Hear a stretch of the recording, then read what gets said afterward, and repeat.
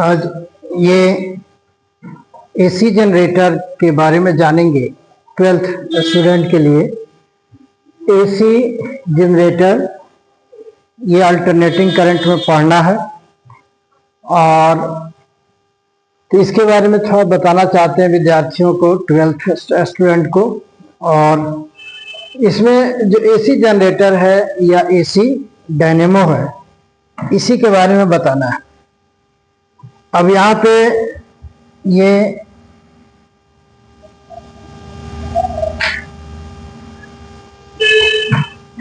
इसमें मुख्य रूप से एसी जनरेटर या एसी डायनेमो में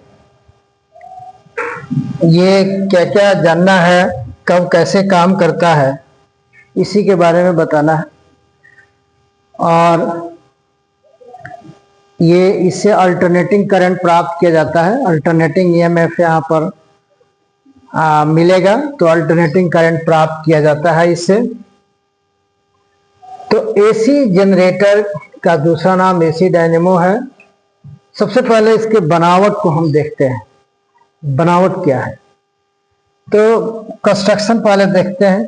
कंस्ट्रक्शन में मुख्य रूप से 3 पार्ट होता है। There are 3 main parts of AC generator.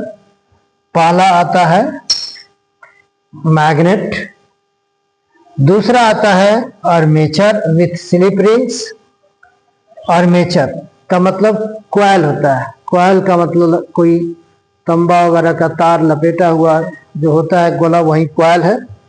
फिर ब्रशेस होता है, ग्रेफाइट का बना हुआ ब्रशेस होता है। ये 3 मेन पार्ट है इस एसी डायनेमो का कंस्ट्रक्शन में। तो कंस्ट्रक्शन पहले देखते हैं, इसका बनावट क्या है, फिर उसके बाद इसके बारे में, तीनों के बारे में थोड़ी जानकारी लेते हैं। इसमें कंस्ट्रक्शन के का अगर फिगर देखें तो ये है। यहाँ पर आप देखें तो ये नॉर्थ पोल वाला मैग्नेट है और ये साउथ पोल वाला मैग्नेट है। इस एक तरह से हम देखें तो यहाँ पर नॉर्थ पोल और साउथ पोल, यहाँ पर नॉर्थ पोल और साउथ पोल वाले मैग्नेट की बात अगर करें, नॉर्थ पोल और साउथ पोल, इसके बीच में ये जो आप देख रहे हैं इस तरह से रेक्टेंगुलर शेप में, और फिर इसके बाद यहाँ पर आगे तक बढ़ा हुआ है, तो इसको कहते हैं आर्मेचर। ये जो हो गया ये आर्मेचर होता है।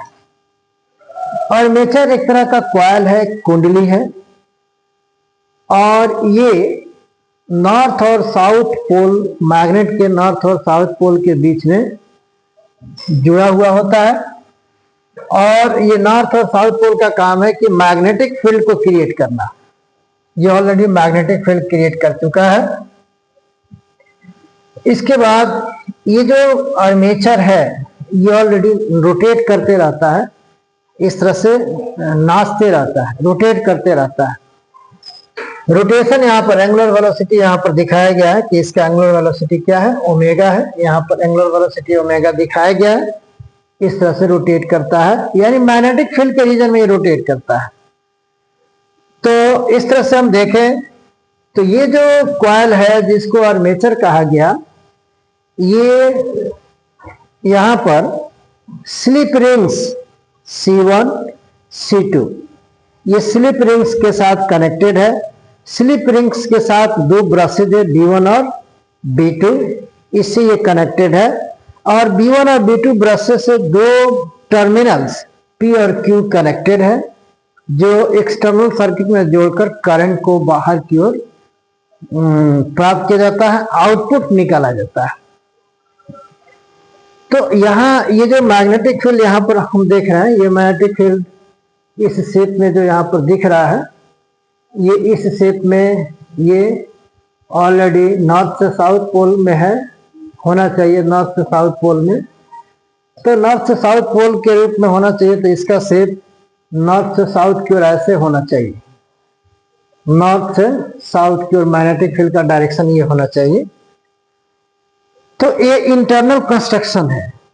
अब एक तरह से देखा जाए तो ये जो आर्मेचर है, इस आर्मेचर पर, इस पर एक सॉफ्ट आयरन कोर का एक लपेटा होता है जो इसमें मैग्नेटिक फील्ड इंक्रीज करने में काम करता है। उसको आगे हम डिस्कस करते हैं। तो ये कंस्ट्रक्शन हो गया एसी जनरेटर का, अर्थात एसी जनरेटर में दो मैग्नेट्स है, नॉर्थ और साउथ, उसके बीच में एक आर्मेचर है जो कॉइल कहते हैं। वो रोटेट करता है एंगुलर वेलोसिटी ओमेगा से, और एंगुलर वेलोसिटी ओमेगा से रोटेट करता है, और इसमें स्लिप रिंग C1 और C2 कनेक्टेड होता है। इसके साथ ब्रशेज B1 और B2 कनेक्टेड होता है, और ब्रशेज के साथ दो P और Q टर्मिनल्स कनेक्टेड होता है, जिससे आउटपुट हम वोल्टेज प्राप्त कर सकते हैं। अब इसमें एक एक करके जान लेना है। जो मैग्नेट का उपयोग करते हैं, यहाँ पर जो नॉर्थ और साउथ मैग्नेट है, ये नॉर्थ और साउथ जो मैग्नेट है, इसकी जो हम बात करते हैं, ये इसके बारे में हम यहाँ पर जानकारी ले लें। क्या है ये? तो यहाँ पर मैग्नेट जो होता है ये परमानेंट मैग्नेट होता है, अस्थाई चुंबक होता है, ठीक है। उसके बाद बताया गया कि produce strong magnetic field vector B between the poles. इस फिगर में आप देख रहे हैं जो नॉर्थ पोल है, नॉर्थ पोल और साउथ पोल, इसके बीच में यहाँ पर मैग्नेटिक फील्ड ऑलरेडी क्रिएट किया जा चुका है, प्रोड्यूस किया जा चुका है, स्ट्रॉन्ग मैग्नेटिक फील्ड। तो अस्थाई चुंबक एवं मजबूत चुंबकीय, अस्थाई चुंबक होता है ये, और इसके बीच में एक मजबूत चुंबकीय क्षेत्र वेक्टर बी ध्रुवों के बीच उत्पन्न करता है। अब आर्मेचर क्या है? आर्मेचर के बारे में जानकारी ले लिया जाए। आर्मेचर का दूसरा नाम इसको कॉइल भी कहते हैं। कॉइल का मतलब क्या होता है? कुंडली। कॉइल का मतलब कुंडली होता है।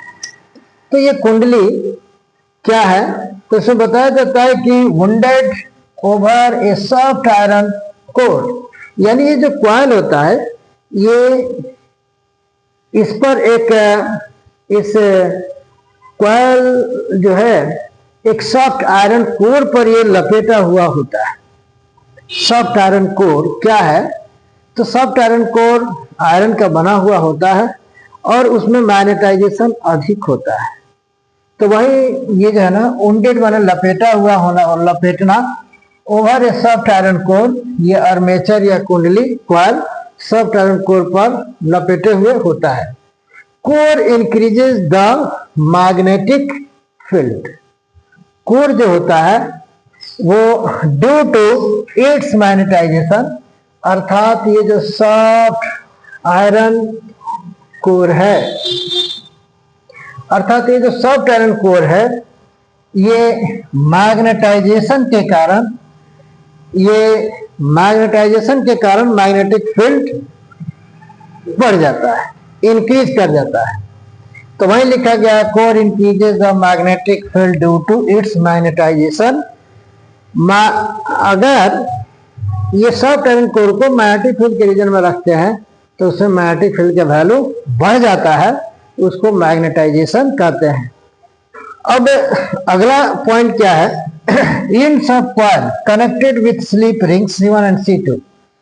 और ये जो कॉइल है, यहाँ पर ये कॉइल जिसको ये बोलते हैं, ये कॉइल हो गया, ये C1 और C2 के साथ कनेक्टेड होता है और इसके साथ ब्रशेज B1 और B2 भी कनेक्टेड होता है।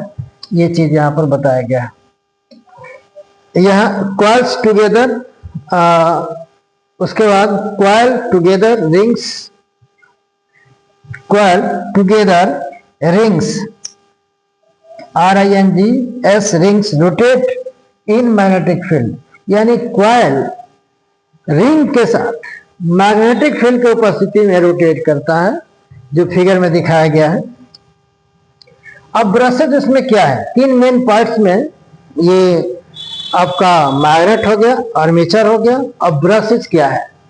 तो ब्रशेज ग्रेफाइट का बना होता है। टू ग्रेफाइट ब्रशेज B1 और B2 जो फिगर में दिखाया है, permanently touch the slip rings C1 और C2 के साथ परमानेंटली जो है ना टच करता है अगेंस्ट द ब्रशेज, ब्रश के अगेंस्ट में वो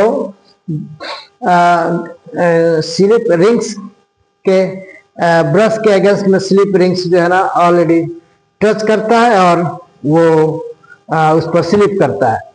brushes are connected with P and Q terminals with external circuit. और जो ब्रशेज है इस फिगर में B1 और B2, B1 और B2 ये दो छोर P और Q से क्या है कनेक्टेड है। ये पहला ब्रश है, ये दूसरा ब्रश है, दोनों P और Q से जुड़ा हुआ है और फिर इससे बाहर की ओर आउटपुट हम लोग प्राप्त करते हैं। फिर आगे इसमें ये तीन मेन पार्ट्स हो गया। अब इसमें ईएमएफ कैसे इंड्यूस्ड होता है उस पर थोड़ा सा चर्चा कर लें। यहाँ जब मैग्नेटिक फील्ड के रीजन में कॉइल रोटेट कर रहा है तो फिर इसमें फ्लक्स चेंज करेगा और फिर फ्लक्स चेंज करेगा तो ईएमएफ इंड्यूस्ड होगा।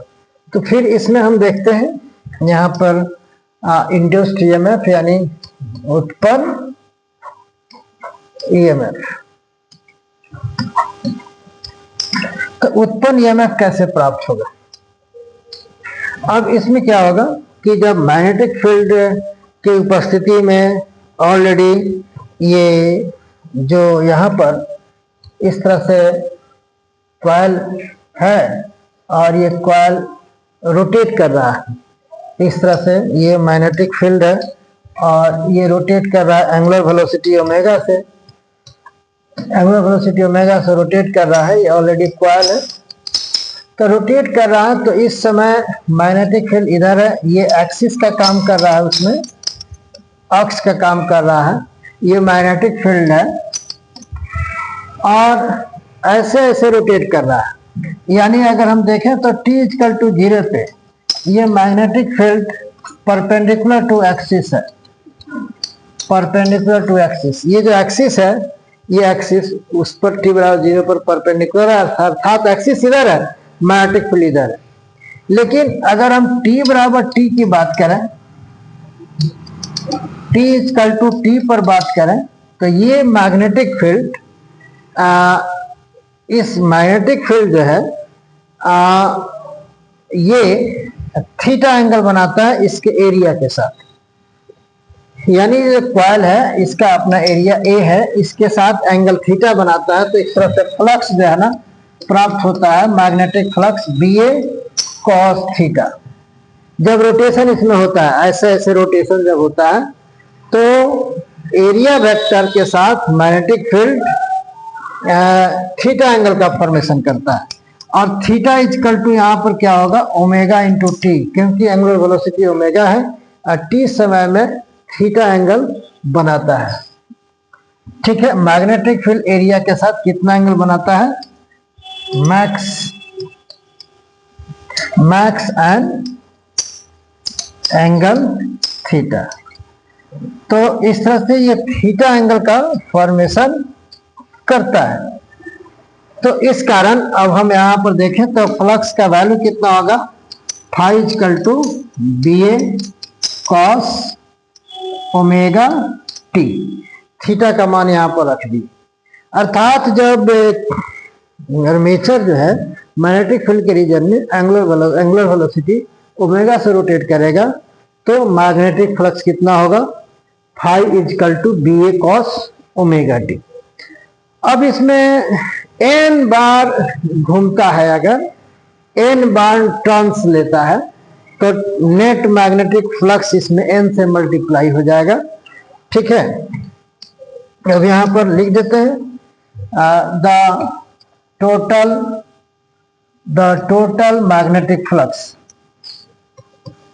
The net magnetic flux, the net magnetic flux in n terms, n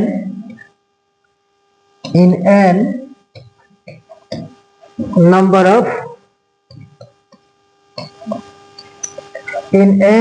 of turns. The total magnetic flux in n number of turns is phi equal to n से multiply कर देंगे N B ए cos omega t into t. अब इसमें Faraday law का use करेंगे by Faraday's law. Faraday's law का उपयोग करेंगे बाई फैराडेज लॉ। फैराडेज के नियम से EMF is equal to minus d phi by d t. जब फ्लक्स चेंज करता है तो EMF इंड्यूस्ड होता है, तो इंड्यूस्ड EMF यहाँ पर कितना प्राप्त होता है? Induced EMF is equal to d, अब फाई का वैल्यू इतना रख देंगे, N B A cos omega t by d t. जो कांस्टेंट है इसको बाहर निकाल सकते हैं। EMF is equal to minus n B a d cos omega t by d t. अब इसको यदि हम डिफ्रेंशिएट करते हैं तो कॉस ओमेगा टी का डिफ्रेंशिएशन क्या होगा? माइनस साइन ओमेगा टी, और टी का जो कोफिशिएंट होगा ओमेगा वो बाहर निकल जाएगा। तो EMF is equal to minus n B a I into इसका डिफ्रेंशिएशन, इसका ओमेगा बाहर निकल जाता है और इसका माइनस साइन ओमेगा टी हो जाता है, इसका साइन ओमेगा टी हो जाता है। तो EMF is equal to minus minus plus n b omega a into sine omega t. ये देखिए ये इंड्यूस्ड EMF प्राप्त हो जाता है जब आर्मेचर जो है कॉइल के साथ रोटेट करता है मैग्नेटिक फील्ड के रीजन में, तो ये EMF, this is the net EMF induced in the coil that is in armature. और ये इंड्यूस्ड EMF एक तरह से देखा जाए तो यहाँ लिख सकते हैं कि 10 ये EMF is equal to EMF naught sine omega t. ये साइन का फंक्शन आ जा रहा है, यहाँ पर साइन का फंक्शन आ रहा है। यहाँ लिखेंगे कि where EMF naught is equal to n B a omega, यानी इसके बदले हमने क्या लिया? EMF नॉट, और ये जो EMF है साइन ओमेगा टी का फंक्शन आ रहा है। इसका मतलब EMF जो है ना साइन ओमेगा टी के अनुसार, साइन थीटा के ग्राफ के अनुसार बदल रहा है। इसका मतलब है कि साइनसॉइडली वैरीज कर रहा है, ठीक है। ये EMF वैरीज साइनसॉइडली, साइनसॉइडली का मतलब साइन थीटा के ग्राफ के अनुसार, वैरीज साइनसॉइडली विथ टाइम। तो इसका मतलब है सो इट इज कॉल्ड, सो इसलिए इससे क्या कहते हैं? अल्टरनेटिंग EMF, इसलिए इसको प्रत्यावर्ती EMF कहा जाता है। EMF equal to EMF naught sine omega t को, जब यहाँ पर साइन का फंक्शन है साइनसॉइडली वैरीज कर रहा है। तो अब इस तरह से यहाँ पर देखें तो ये जो EMF नॉट है इसको कहते हैं मैक्सिमम, इसको कहेंगे मैक्सिमम EMF। तो मैक्सिमम EMF का मतलब हो गया, इसको कहेंगे पीक EMF। पीक EMF इसको बोला जाएगा, शीर्ष यानी अधिकतम।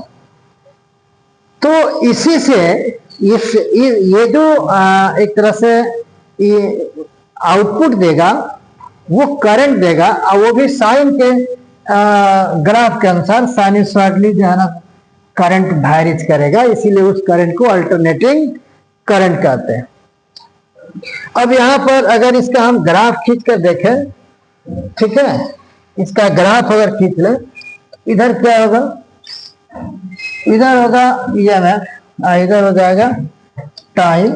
तो इसका ग्राफ अगर खींचा जाए तो ये ग्राफ ओरिजिन से पास करते हुए इस तरह से ग्राफ प्राप्त होगा, ठीक है, ये है। और यहाँ पर ये देखा जाए तो पीक EMF मिलेगा मैक्सिमम, और ये मिलेगा मिनिमम। फिर यहाँ पर क्या मिलेगा? मैक्सिमम पीक करंट या पीक वोल्टेज, पीक EMF यहाँ पर प्राप्त होगा। और ये साइन थीटा के ग्राफ के अनुसार वैरीज करता है साइनसॉइडली। तो यहाँ पर एक तरह से देखें तो यहाँ भी यहाँ से यहाँ तक एक तरह से जो है ना एक कंप्लीट साइकिल हो रहा है और टाइम पीरियड टी हो रहा है, और इस तरह से एंगुलर फ्रीक्वेंसी 2 पाई बाई यहाँ पर टी प्राप्त होता है। तो ये जो अल्टरनेटिंग करंट है इसको कहेंगे अल्टरनेटिंग करंट। यहाँ पर हाफ साइकिल में पॉजिटिव और हाफ साइकिल में नेगेटिव, नेक्स्ट हाफ साइकिल में पॉजिटिव, नेक्स्ट हाफ साइकिल में नेगेटिव प्राप्त होता है। ये आपको एसी डायनेमो से अल्टरनेटिंग ईएमएफ प्राप्त होता है जो साइन थीटा के ग्राफ के अनुसार बदलता है, और इससे जो करंट हम लोग को प्राप्त होगा उस करंट को हम लोग कहेंगे अल्टरनेटिंग करंट। तो यहां लिख सकते हैं वी नो, हम जानते हैं EMF is equal to I into R. अगर इसको कनेक्ट करते हैं किसी दूसरे रेसिस्टर से तो ईएमएफ के बदले क्या लिखेंगे, EMF naught sine omega t is equal to I are.